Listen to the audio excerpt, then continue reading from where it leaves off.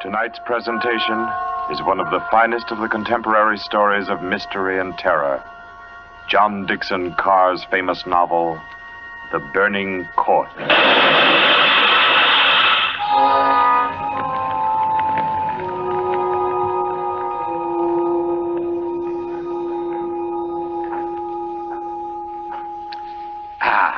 A glass of sherry by the fireside of a beautiful suburban home. What could be more comforting? You're an admirable host, Mr. Depart, and it's really a shame our first meeting is under such a cloud. It's also a shame I have so little time to tell you which one of your guests here murdered your uncle last week.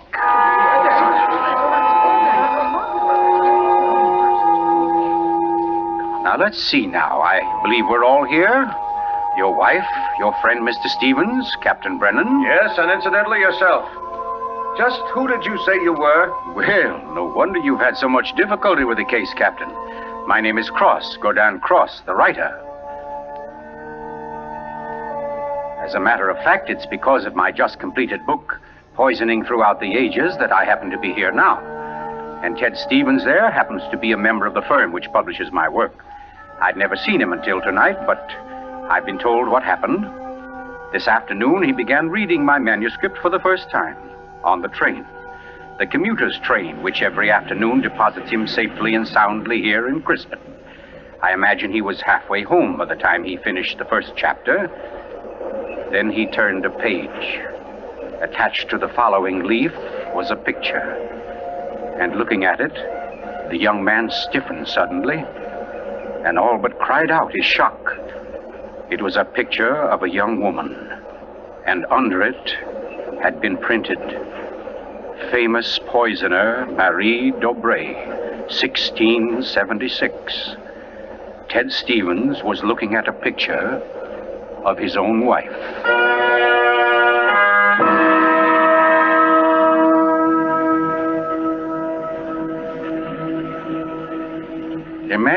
Imagine his 25-year-old wife in 17th century costume.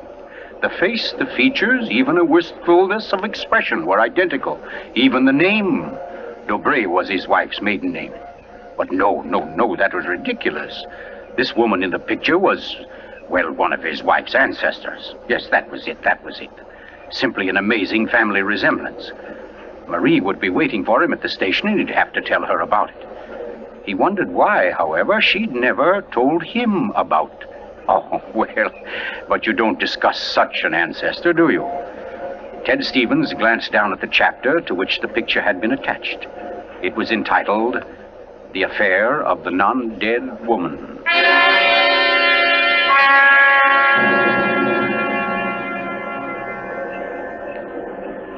Hello, Ted. Stevens was almost jolted from his seat. It was Dr. Weldon, professor of English at the college, an old friend of his. Quickly, he thrust the picture beneath the manuscript and moved over. Hi, I didn't see you, Doc. Oh, here, have a seat. Oh, I thought maybe you were giving me the, what do they call it? The brush off? Oh, no, say, as a matter of fact, Doc, you're the one man I do want to see. Yeah? Very flattering. Remember those discussions we used to have about murders? Better than bridge anytime. Well, I got the idea that you'd made sort of a hobby out of the old cases, the historical ones. Well, I've studied quite a number of them, yes. Ever hear of a woman named Marie Dobré? Marie Dobré? Marie Dobré. Oh, yes. That was her maiden name, of course. One of the finest specialists in arsenic poisoning you could ever hope to find. Oh, we're almost at our station, Ted. Let's get to the door. Yes, a real charmer Marie was. Must have disposed of 100 husbands, lovers, suitors, and just plain friends before she was caught. What happened to her, Doc? She was beheaded and burned. Crispin!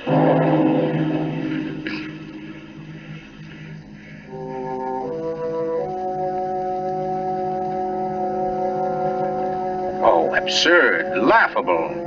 Ted Stevens kept saying this to himself, and yet what he knew was a foolish dread followed him straight through the small suburban station and clung to him as he reached the street. And there in the roadster was Marie, leaning toward him a little to hold the door open and smiling at him. Oh, Ted, what on earth are you staring at? That streetlight shining on your hair. I like that. Oh, you're tight.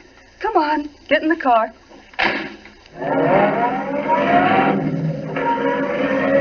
Then, like a wisp of smoke, it was gone.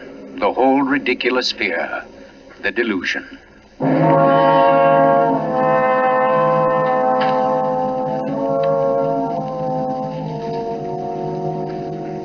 When at home, Marie brought the cocktails into the living room. The logs were burning brightly in the fireplace, throwing a soft, dancing glow upon a room that was darkening with dusk. To you, Marie. And to you, dear. As Stevens placed his glass down, he noticed the manuscript of my book. It was there on the table, right where he'd placed it when he first came in. Deliberately, he turned from it, and then turned back. The manuscript had been moved. Only an inch or so, but it had been moved.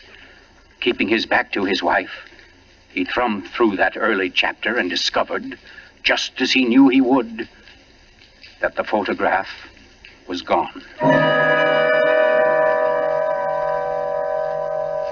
For a long moment, he thought of what to do. Then slowly, he turned around. This book by Cross I brought home. Yes? There was a story of a poisoner in it. Rather funny. Her name happens to be the same as yours. Oh, your maiden name, that is. Oh, that is odd, isn't it? Darling, was she a relative of yours? Why, Ted, you're serious. In a way, yes. Oh, I don't mean it's really important. It's just that, well, when you run across a person who's a dead ringer for your own wife and who lived 300 years ago and was a top-flight poisoner, well, you like to hear about it, that's all. What on earth are you talking about? Darling, be honest with me. Didn't you look at this manuscript when I was out of the room? No. You didn't take out a picture of a poisoner named Marie Debray? I most certainly did not. Oh, Ted, what is this all about? What are you getting at? Oh, just this. Somebody took that picture out of that manuscript since I'd been home. Now, who's that? Well, I'll take a look. Wait, I don't feel like... Why, it's Mark Depard. Mark? Ted, wait a second. Yes? Ted, whatever it is he wants, promise you won't do it. Promise I won't do I it? mean, promise you won't get yourself involved. Please, Ted, don't go out tonight. Say, what in the world is... Well, anyway, we can't let him stay outside. Mark, how are you? Come on in. Thanks, Ted. Just thinking about giving you a call later. Oh, let me have your hat. No, thanks. Marie, I hope you'll excuse me for popping in like this, but, well, I wanted to talk to Ted. It's rather important. Oh, I don't mind at all. Come on, Mark, we'll step into the library. Oh, you mind, dear? Of course not, Ted. I'll be making the sandwiches for her. Oh, grab that chair in the corner, Mark. Well, let's hear it. What's the trouble? Ted, my Uncle Miles was murdered. Murdered? Oh, the talk hasn't reached you yet, but it's already started. Nothing definite, of course, just that there was something wrong about Uncle Miles' death. But I don't... Mark, are you sure of this? You know he was murdered? I don't know. Of course I don't. I just don't see how it could be any other way. Uncle Miles, you know, had been sick for quite a while, but last Saturday he seemed so much better that Miss Corbett, that was his nurse, decided to take the day off. And, oh, you know all this. You and Marie were over that afternoon. Anyway, Lucy and I went to the club that night, to that masquerade party, and we left the old boy completely alone. I've cursed myself 1,000 times since. But what about your housekeeper, Mrs., what's her name? Henderson. Wasn't she around? Oh, sure. In that little house out in back. We told her to look in now and then, but, well, that wasn't good enough. It was after midnight when Lucy and I got back. Uncle Miles was dying. Ted, it looked exactly like one of his regular attacks, but then later, after he was gone, I happened to glance under the chest of drawers in his room. There was a small silver cup under there, almost drained, and Uncle Miles' cat. The cat was still warm, but quite dead. Oh. I managed to get the cat out of the house and buried without anyone seeing me. Next day, I had the contents of the cup analyzed. It was poison? Yes. Arsenic. Well, what do you want me to do? Help me open the crypt. What? I want to have a private autopsy performed. Help me get Uncle Miles' body out of that vault. Oh, I know it's a tough job. The thing is sealed solid, but we can do it. You mean without the police knowing about it? Without anybody knowing about it. Mrs. Henderson's visiting her sister, and I managed to send Lucy over to the club. You must be crazy. You're playing with dynamite, Mark. This is something you've got to tell the police now. I can't take that chance. But they'll have to know sometime. You're only I've delaying got to know first, I tell you. You don't understand, Ted. There was somebody in Uncle Miles' room that night, handing him something in a silver cup. Mrs. Henderson was on the porch by the window. She saw her. She saw her? Ted. She thinks it was my wife. Oh, Lucy. It doesn't mean anything to Mrs. Henderson yet, because she doesn't suspect anything. But, well, Ted, you've got to see why I've got to be sure, why I've got to know how Uncle Miles died. Because it wasn't Lucy, Ted. I know it wasn't. Of course not, Mark. She had an alibi. Well, she was with you at the club, wasn't she? Yes. Except for half an hour. I see. You'll help me, won't you, Ted? When do we start? As soon as you can make it. Okay. Come on now. I'll get your hat. You trot on ahead, and I'll come over as soon as I can see Marie. But you're not going to tell her about this. Of course not. I'll think of something. Don't you worry about it. No, thanks, Ted. Thanks a lot. Marie. I'm coming. Darling, Mark asked me to, I know, Ted. Here. You better take these sandwiches with you. You'll be hungry. But you knew I was going out? Yes, I knew. You listened to us? I couldn't help it, Ted. I had an idea what Mark's visit was about. The talk about his uncle's death. There's a lot of gossip about it in the village. That's why I tried to tell you. Why I didn't want you to get mixed up in it. But it's too late now, isn't it? I mean, you're going. I can tell by the way you look. Ted, wait a second. There's just one thing I want to tell you before you leave. And that is that no matter what happens, no matter what you find or think or believe, I love you. You'll remember that, won't you? I'll remember you said so, Marie.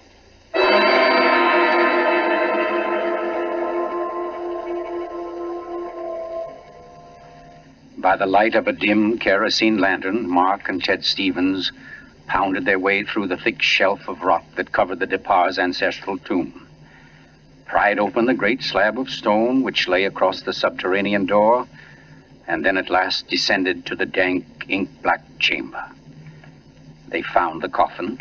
They dragged it from its crypt and placed it on the cold stone floor. They unclamped the lid and opened it. Mark! It's empty. What? That's impossible. It can't be. But it is, Mark. You know what this means? That body wasn't in this coffin when it was placed here. I'll swear it was, Ted. From the time that coffin was closed on Uncle Miles, somebody, the undertaker or Lucy or me, somebody was with it until it was buried. And the crypt was sealed right after. Then somebody beat us to it. Somebody's broken in here ahead of us. Broken in?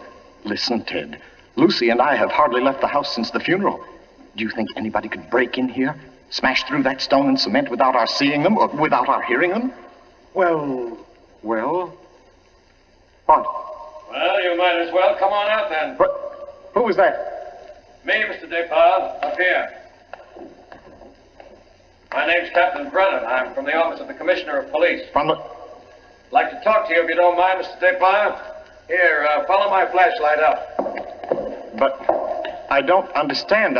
How did you know about this? By listening, mainly. You mind if we go up to your house, Mr. Depard? Why, no. Not at all. Oh, thank you. Oh, Freddie. Look here, Captain. Freddie, this is Mr. Depard, Lieutenant Gray. Glad to know you, Mr. Depard. And Mr. Ted Stevens, isn't it? Well, how did you know my name? Very simple. I got the names of everybody who was here at the Depar's the day the old man died. You and your wife were included. Oh, here we are. But I don't... Captain, who gave you those names? Why, your housekeeper, of course. Mrs. Henderson? You didn't think Mrs. Henderson saw the dead cat, did you, Mr. Depard? But she did. She also saw you bury it. And we've been interested in the case ever since. Well, nice place you have here, Mr. Depard. Now, let's see. According to Mrs. Henderson, your wife was wearing some kind of a masquerade costume that night. What kind of a thing was it? Well, it was a... Oh, there, you can see it. It was copied from the dress in that old painting over there. Oh, yes. Funny, where's the woman's face? It's always been that way, long as I can remember. Somebody must have thrown acid on it or something. Can't blame them much. She was a poisoner. A poisoner? Yes. The story goes that one of my ancestors was responsible for her execution. Marie Dobré, her name was. Oh, yes, I've read about her. Learned all the poison tricks from one of her lovers, guy by the name of Godin St. Croix. Godin St. Oh, yes, Mr. Stevens. We cops read now and then. Did you say Godin St. Croix? That's French. We call it cross. Ha! Absolutely no limit to a cop's education, is there? But to get back to your wife, Mr. Depart, she was dressed like the famous Marie. Now, when Mrs. Henderson looked through that window... Just a minute, Captain. Mrs. Henderson can't prove she saw a thing, and you know it. What do you mean? I mean you haven't any right to insinuate that my wife was in that room. Well, who's insinuating? I'm trying to say that Mrs. Henderson, after thinking it over, realized that she was tricked by the costume. The woman she saw in the funny clothes, handing the cup of poison to your uncle, wasn't your wife at all. What? Because your wife is an unusually tall young woman. And the one Mrs. Henderson saw was fully half a head shorter. More on the order, let's say, of Mr. Stevens' wife. My wife? Captain, this is absolutely ridiculous. Well, I don't know. Why, what's the matter, Mr. Stevens? You're trembling like a leaf. Tell me now, just for fun, where was Mrs. Stevens that night? She was home with me. The whole evening? Certainly. She retired early? Yes, we both did. You, I suppose, were sound asleep by midnight. Yes, I was. Then how do you know where your wife was? Well, Look here, Stevens. She had to have a costume that would match Mrs. Despas. How did she manage that? Where did she get it? Well, she never had one. She never had a dress like that. And what about our motive? Why did she poison him? I don't know. Not for money, certainly. Then what was it? Hate? Did she hate Miles Despas? Yes, she did. No. Oh, I don't know. I don't know, I tell you. Brown, Yes, Freddie. I phoned and got hold of Mrs. Depart and the nurse, all right. That Mrs. Stevens, I couldn't reach her. Her phone won't answer. Okay, have her picked up. I'm going home. Stevens, come back here. I'm going to get my wife. Want me to stop him, Brennan? Now, go.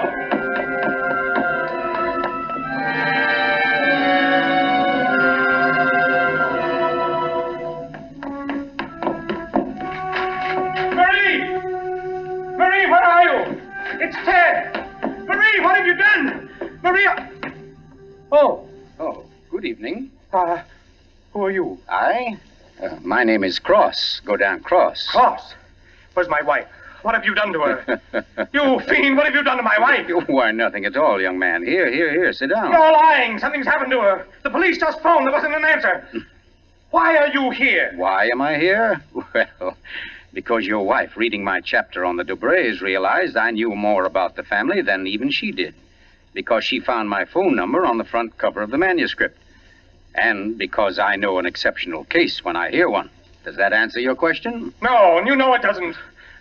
Can't you see I've got to know whether... Yeah, I see. Whether your wife is that Marie Dobré, who was burnt by order of the High Tribunal for all poison cases, the burning court of France, witchcraft, black magic, the world across the threshold. You're quite sure, no doubt, also, that I'm Godin St. Croix, who first wooed her. No, my boy. No, my real name happens to be, of all things, Tom Simpson. Most unsuitable for a distinguished writing career. And Marie Dobré is no more your wife's real name than mine is Godin Cross. What? Your esteemed wife was an adopted child, Mr. Stevens, adopted by people in Canada named Dobré, remote members of the real family of poisoners. I can't believe it. Oh, why didn't she tell me? Why? Because until I told her half an hour ago, she didn't know it herself. You see, in the course of my research on the family, I found out about it. And in the course of talking with your wife, I found out something else. How for years she was haunted by the fear that she might be a poisoner by inheritance, by blood. And you can see, can't you, why she never talked about it, or her past to you? Yes. And yet, Mr. Stevens, you had all but made her forget that past. You. And that's why she was willing to lie to steal a picture, do anything in order to hold you to her. Yes, I see that now. You know, young man, I rather think she loves you. But as you will see, though, she comes only when I call her. Mrs. Stevens? You mean she's... Yes, Mr. Cross. Marie, it's you. You're all right? Oh, yes, dear. We're both all right now, and nothing can change it, ever. Marie, listen. Don't say Marie, dear. Say Maggie. Maggie? Oh, that's my name, my real name. Maggie McTavish. And it's a lovely name, dear. The most beautiful, gorgeous... Darling, please. You don't understand. The police, they think you had something to do with Miles' death. They think I did. So, now, Mr. Stevens, before we go back to the Depas, don't you think you'd better tell me everything that's been said and done up to date? Having just saved your wife's soul from the burning court, now I'll wrest her body from the electric chair.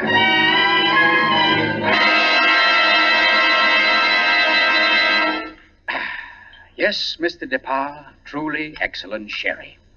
Don't you think so, Miss Corbett? Yes. Yes, it's very nice. Well, that, ladies and gentlemen, is how I happen to be here. So let us consider first that supernatural hocus-pocus in the crypt. That body that walked out of the sealed tomb. That body that never was in the tomb. Never was in the tomb? No, Mr. Depas. The murderer knew that very soon Mrs. Henderson's story would bring about an investigation. He had to get rid of the well-known corpus delicti. Yes, but who could have kept the body out of the tomb? Who, Mr. Depas? Why, you, sir. What? I don't understand. Well, it's very simple. You had the opportunity. I believe you said yourself you were alone with the body before the burial. And you had the strength. I dare say you carried it down to the furnace, where it's now probably nothing but ashes. Ridiculous. Why would he spend an hour smashing into a crypt for a body he knew wasn't there? Why, Captain? To impress Mr. Stevens, his witness. And also, apparently, you. Oh, that's perfectly fantastic. Fantastic? Oh, no, Lucy. Just comic. And I suppose, Mr. Cross, that I also put on a woman's masquerade costume, went into my uncle's room and handed him a nice cup of arsenic. No. That had to be done by a woman. Your accomplice, as matter of fact. Oh, now, come. You mustn't all look at Mrs. Depas, because Mark Depas's one noble act was his frantic effort to prevent his wife from being charged with the crime.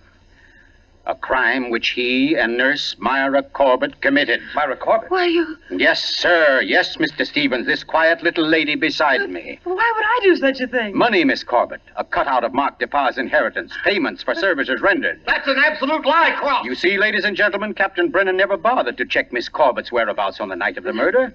Why even think of the nurse? She was the custodian of the old man's health. Oh, you're crazy. And yet who but a nurse could so naturally offer the old man a cup? A cup he was sure contained medicine. You're making it up.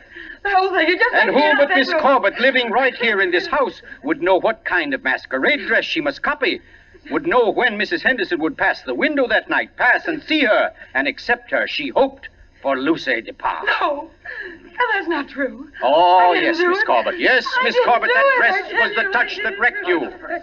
That was your own idea, wasn't it? Not Mark's.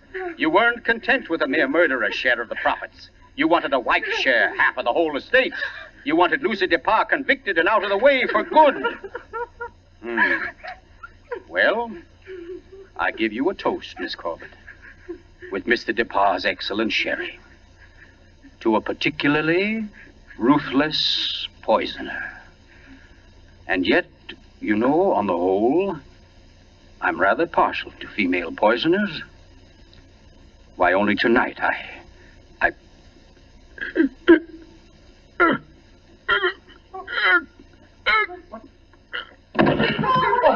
back. Here, let me get to him. Mr. Cook, what's the matter, Brennan? This man's dead. Dead? And from cyanide, if I know anything. Cyanide from that glass of sherry. Cyanide that a nurse could get quite easily. That glass was right beside you, Miss Corbett, and nobody else was near it. Too bad he didn't drink it as soon as you hoped. A second ago, we had nobody to use against you. But we have now, Miss Corbett. We have now. And I arrest you for the murder of Gordon Cross.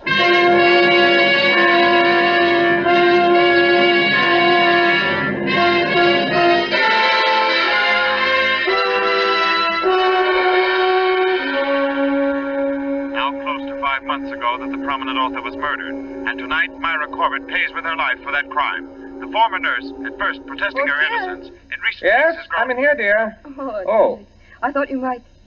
Oh, what did you cut it off for? Huh? What do you mean? The radio. Oh. Oh, yeah, well, I thought you wanted to talk. Oh, Ted, don't you think I know you better than that? What was on the radio? Well, there wasn't any... Okay. It was about Myra Corbett. She goes to the chair tonight. Oh, I didn't think you wanted to be reminded. I don't really. But making such an effort to hide it only keeps it alive, doesn't it? All right, darling. Know what I came in to ask? If you wanted a cocktail before dinner? The largest one you've got. Fine. I'll get out the ice cube. I know. If I'll fix up the fire. Okay, Maria. A deal. Where are some papers to start it? Right there by the bookcase. And the name's not Marie. It's Maggie. Because, darling, Marie's dead and gone forever.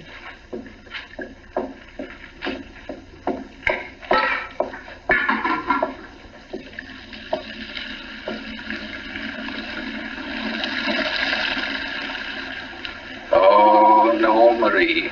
We're never dead. Neither of us. It was your hand that touched that glass. I know that now. And I could return the favor. But instead, I shall ask that you dispatch your husband.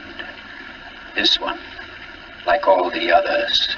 Now, just a little bit of poison in the drink, Marie.